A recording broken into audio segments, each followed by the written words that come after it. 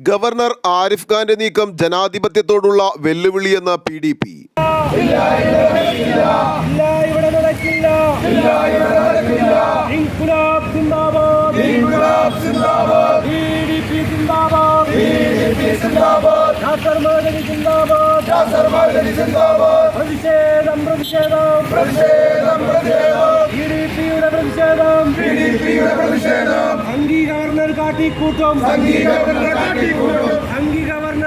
ഗവർണറുടെ ജനാധിപത്യ വിരുദ്ധ കുൽസിത ശ്രമങ്ങൾക്കെതിരെ PDP കളമശ്ശേരി മണ്ഡലം കമ്മിറ്റിയുടെ നേതൃത്വത്തിൽ UC കോളേജ് ജംഗ്ഷനിൽ മണ്ഡലം പ്രസിഡന്റ് മനാഫ് വേണാടിന്റെ അധ്യക്ഷതയിൽ നടന്ന പ്രതിഷേധ പരിപാടി ജില്ലാ സെക്രട്ടറി ജമാൽ കുഞ്ഞുണ്ണിക്കര ഉദ്ഘാടനം ചെയ്തു.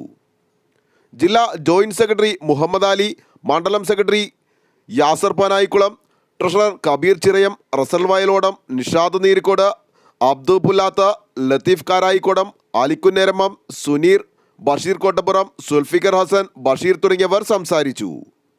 ആലുവ ലൈവ് ന്യൂസിനു വേണ്ടി സിദ്ദീഖ് കാരക്കാടിനൊപ്പം സനൂപ് കളമശ്ശേരി.